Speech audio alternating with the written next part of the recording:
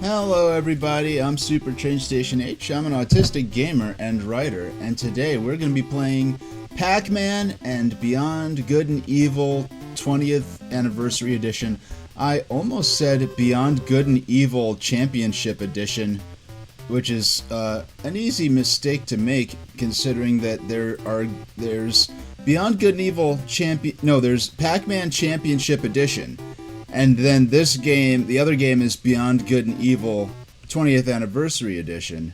So, yeah, it's a little quiet because we're just going to jump right into the game. This is, Pac-Man's going to be a bit of our warm-up game. This is the first time that I've had an officially licensed and authorized digital version of the original arcade Pac-Man game. So this is very exciting for me.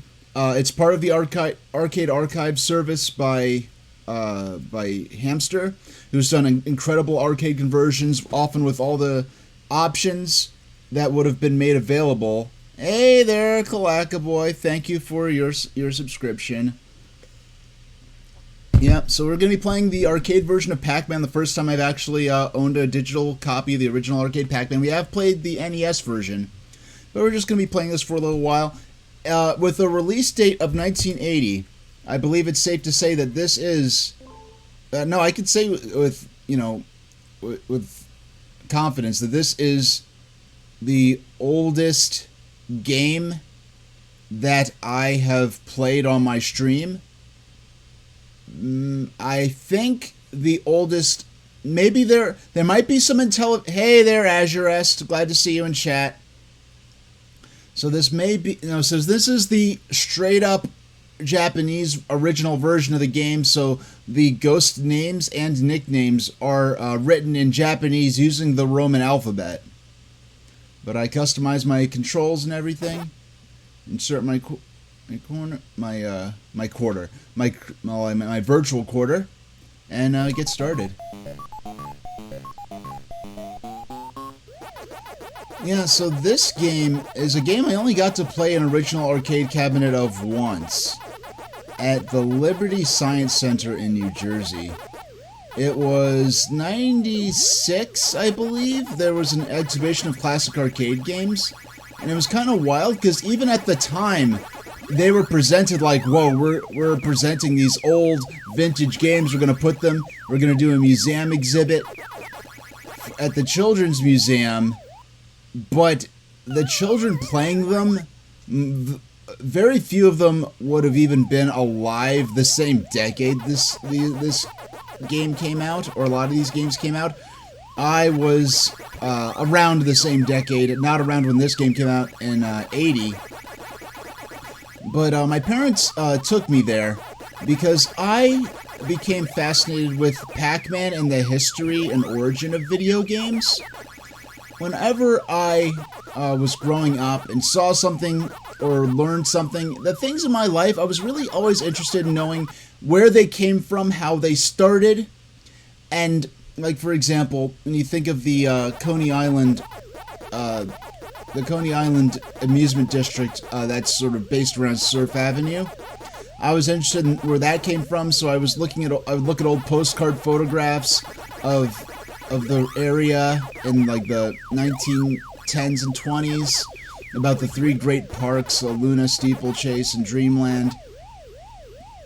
And then where I grew up in Rockaway, in Arverne and Edgemere, I wanted to learn all about those areas, so I learned about, all the hotels that used to be around. A lot of them burned down, or some of the ones out in Hog Island when the original Hog Island got washed away. And in my world, that got replaced with some artificial elevated islands off the coast, which I can't talk too much about until I can score some information exchange licenses, but I understand that is not something that exists in the Arverne of y'all's Earth.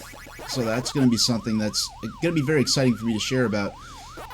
So when I wanted to learn, I got my Game Gear as a kid, and I came to love video games, and I was asking my parents, like... And also with cartoons. Clackaboy saying, since I'm a Lunarian, is it correct to assume I come from the moon? Any special holidays I celebrate tied to the moon?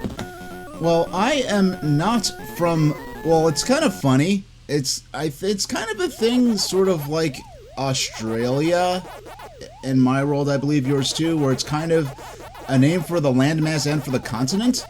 The moon as a geographical feature or an astrological feature is just the moon. The actual, I guess, sort of geopolitical world on the surface of the moon is known as Lunao. And I am not from the moon. I don't know anyone from the moon.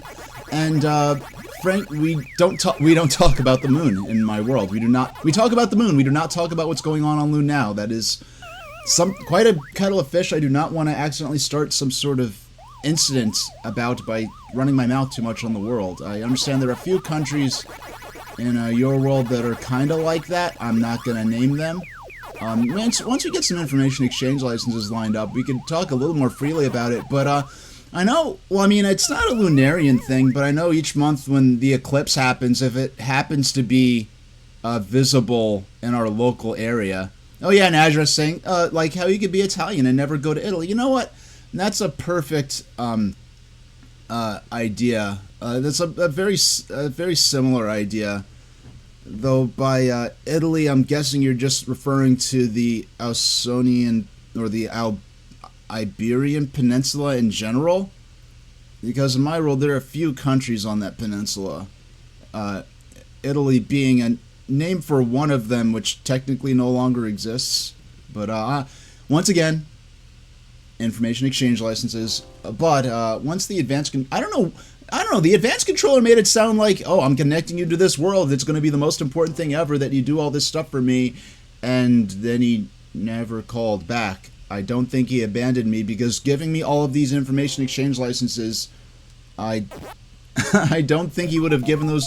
These are not easy to get. The information exchange licenses that I'm using to broadcast to your world are not easy things to get. Like, you have to generally. There's a button on here to display mine. I know I displayed mine on my title screen. Is it hash? Hold on. Is it stream number?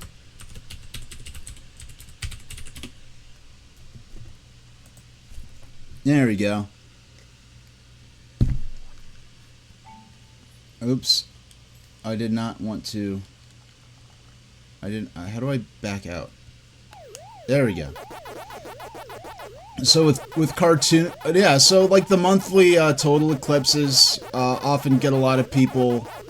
You know, if it is visible in my part of the world, and we know one's coming and it'll be visible for us, people will step outside and watch it.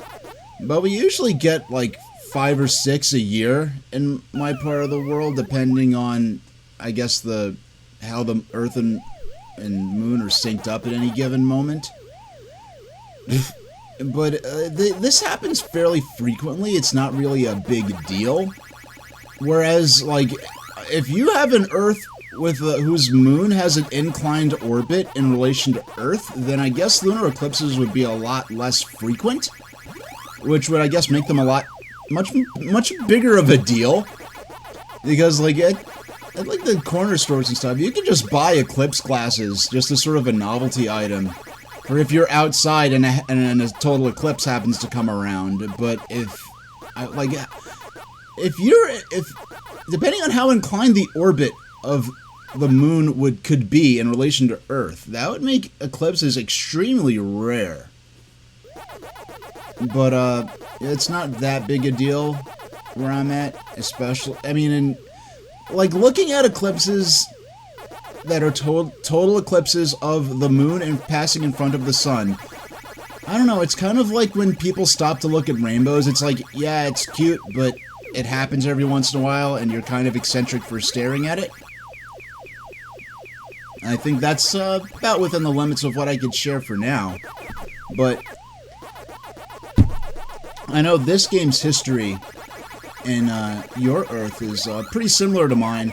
And I know for me, like, if old cartoons, the history of the neighborhoods and my parents would take me to, or where family members lived, or where I lived, those are all things that fascinated me. The shows I watched on TV, I remember watching Looney Tunes and wanting to, and these were old cartoons from the the much earlier part of the century before my parents were around.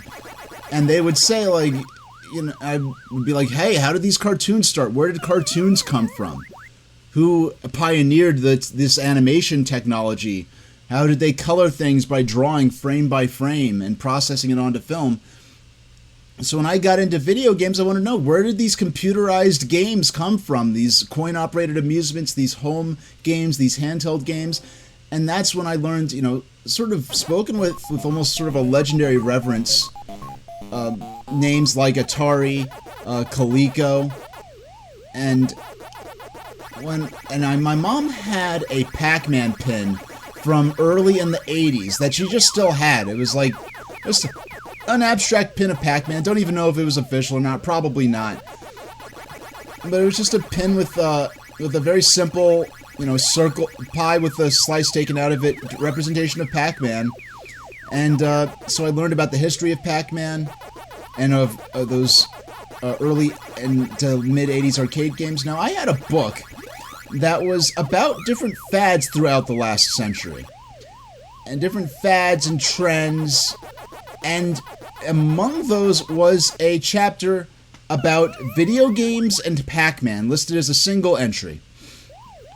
And what I didn't realize, this book was probably written in the mid-80s, and it was, unfortunately I no longer have that book, but it was probably among the earlier books you could pick up and read from that just explained any amount of, I should not have doubled back, I don't know why I did that, that explained in any amount of specificity, doggone, okay, in any amount of specificity, the history of the video game or arcade industry, with more emphasis on America, but with the inclusion of chapters on Pac-Man, Space Invaders.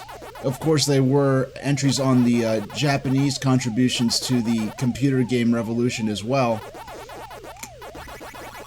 Now, okay. Now, we ended a lot of the... I can't talk about that. I can't talk about that yet. Soon, I hope so. If not, I'm going to have to probably try to see if I could secure a broker. I have so many information exchange licenses. I wouldn't be surprised if I could negotiate with someone who has some... with all my streaming licenses for intermembrane broadcasts, I could probably trade with someone who has some information exchange licenses and talk about some things from my world, aside from what little I've mentioned so far. Now, for a relatively uncontacted world like yours, just hearing what little you have about mine's probably pretty interesting if you're the type of person who likes these older computer games. Oh, why did I do that? I ran straight into him for no reason. But I did get a 1-up at least. Now, for the games we'll be playing today. Oh yeah, I guess I didn't finish my story about how I came to be fascinated with Pac-Man. So I was reading this book about the history of Pac-Man and video games, and at the time the only systems I had were Game Boy and Game Gear. And I had wanted to get a version of Pac-Man, and it's like, okay, I could get the Game Gear version, which is in color, or I can get the Game Boy version, which even on my original gray brick Game Boy is a much smaller unit, much more portable, and the batteries will last forever, and it was just a much more practical choice to play it in black and white, but be able to play for longer periods, be able to carry the system around with a smaller size, needing fewer batteries that lasted much longer. Oh my goodness, that was a little clumsy of me. No, what? That was on me. That was on me. Okay, game over. So let me catch up with chat. Now they're saying in some Asian countries they have a special holiday for the moon referred to as the Mid-Autumn Festival. Families get together admiring the moon while enjoying hot tea and round moon cakes that come with many different fillings. This occasion is coming up soon in September. Oh, September. Probably...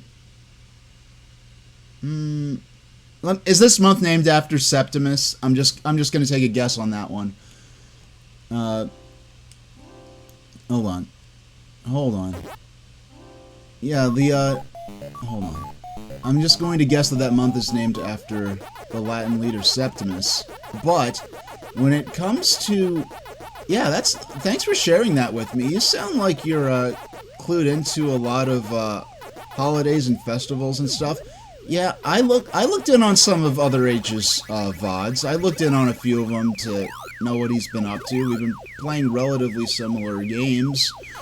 And that's why I could say that Beyond Good and Evil 20th Anniversary Edition is going to be honestly, the most modern game I've ever played on stream. Now, it's kind of ironic because I've played Mario Kart 8 Deluxe, which came out in about 6 years ago. I've played Mario Odyssey, which came out also around 6 or 7 years ago. But when it comes to... oh, doggone. When it comes to the presentation style for a non-Nintendo... why did I do that? Okay. When it comes to the presentation style, the level of production values, this is Beyond Good and Evil, even if I were to have played its 2003 version, is by far going to be the most...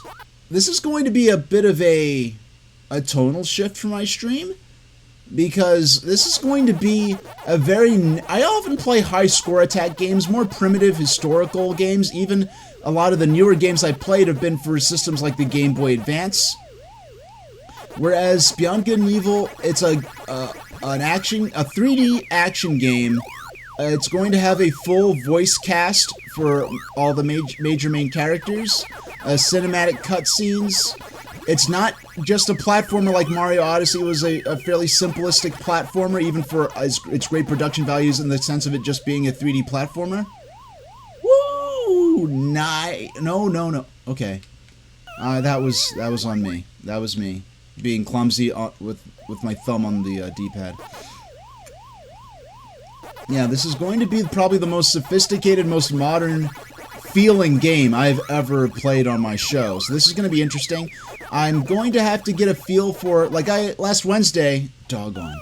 Last Wednesday I did that show where I did the VHS viewing. Unfortunately, I did not have any copyright problems with that. The VOD is still up. I might even... do I dare even post it to YouTube? We'll see. But yeah, that VOD not having any copyright problems gives me a great deal of confidence that a lot of the weird old VHS stuff that is in my preserved collection aren't going to be problems for me in terms of broadcasting to Twitch. Now, I know there's some stuff, some Peanut stuff. That stuff is definitely, I'm deleting the VOD immediately. I know Peanuts, the rights owners are a bit more litigious for that franchise, as opposed to weird, obscure stuff like the Berenstain Bears 1980s cartoon. Alright. Alright. Let's play. It's 6:18 Atlantic time. Let's play till 6:30. And then we'll move on to Beyond Good and Evil. And, come on. I'm getting used to the controls I made for myself for inserting a coin and then for starting. Uh-oh, looks like, hold on. Looks like Azure... Ah! Oh my gosh. Looks like Azurus might have something to say to Kalaka Boy. Now, hey, I'm gonna run my minute-long ad right before I start Beyond Good and Evil, because this is just my warm-up stream, right? Yeah, Beyond Good and Evil is a very story-driven... the only game more story-driven than this, I'd say, that I've played so far on stream... I mean, there are the Nintendo RPGs I've played, like Mario and Luigi Superstar Saga, Paper Mario, but this is a very cinematic, narrative-driven game. Final Fantasy VII, I was playing Final Fantasy VII a few years ago, and that game was weird for the Final Fantasy series because it was set in New York in the 90s, and you played as Detective Joe, and it was very odd to have sort of a contemporary, sort of borderline film noir sort of setting for a Final Fantasy game, but I was playing that a while ago, many years ago at this point. No, I thought I'd be able to slip by him. Oh yeah, Clackaboy, yeah, definitely keep us up to date on that. Alright, stage 1 down. Yeah, oh, it's September 17th this year. Yeah, if it's based on cycles of the moon, I guess that would be something that shifted from year to year. We're gonna chase... No, oh, my goodness. Like, I'm not quite sure whether or not... Like, because I feel my thumb pressing the wrong button on the D-pad, but at the same time, it doesn't feel like it's my fault. It's a strange thing. I know people complain a lot. I'm using the Switch's Pro Controller. People complain a lot about it.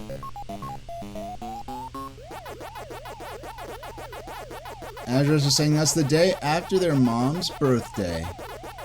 Wow, how about that? Now,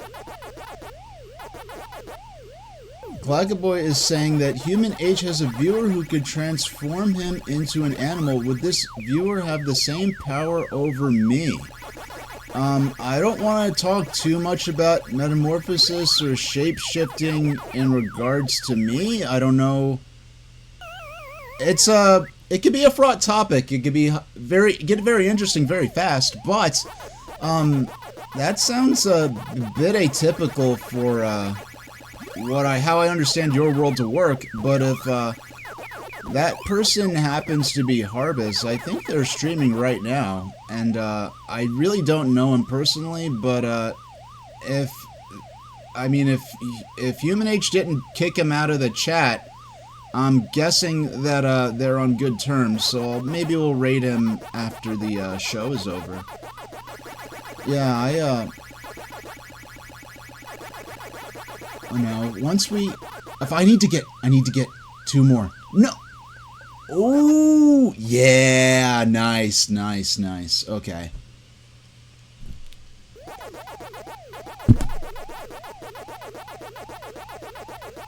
Okay, now... Bah! Yeah, I scared you away. Good, didn't I? Now, I'm just gonna grab... Now, these passages down here are really scary because there's so many different directions. Oh! Doggone.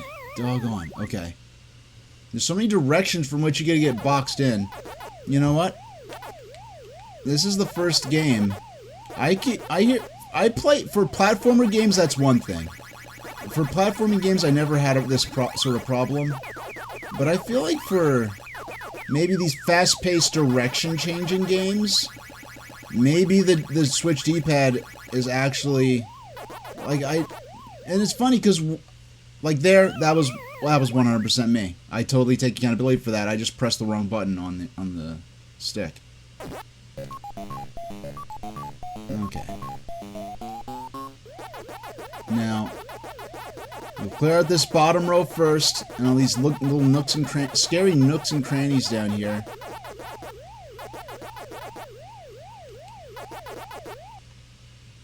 Like, I don't know if am I getting nervous? Am I just pressing the wrong button? Like, never before while playing. I don't even feel like while playing Pac-Man Championship Edition a while back that I've had this much of a problem. In terms of... Now, Clackaboy is asking, do I have a coffee, bean, and tea leaf store near you? Just found out yesterday they're selling a bubble milk tea. Yeah, we, I mean, being in New York, we import a lot of luxury goods. We have, like, tea, we have coffee. I know there was the whole milk tea bubble thing that it doesn't seem common. I mean, when I looked up on My World's internet, it was listed being existing somewhere, so I gotta go check out someplace in Manhattan. There are a few places. They're kind of obscure. I think it's a bigger thing in countries aside from the US, but it does exist here. Now, and just for clarity, I have... Oh, gotcha. Oh, no! Okay, that was close. That was skill. Yeah. Doggone. That was embarrassing. That was just silly. Alright, let's, at the end of this game... Now, yeah, I'm enjoying this. For the... and also, this is the one of the first... I did a layout similar to this for Twin Bee, when you played the arcade version of that, because it's not often that I play these portrait format video games. And one thing that gets me about so many streamers, especially retro streamers, a lot of them do not adapt their layouts based on the aspect ratio of the title they're playing. So if they usually they'll make their layout for 16:9 and their webcam placement for 16:9. Alright, let's go ahead. I'm going to run a 1-minute ad while we prepare for Beyond Good and Evil.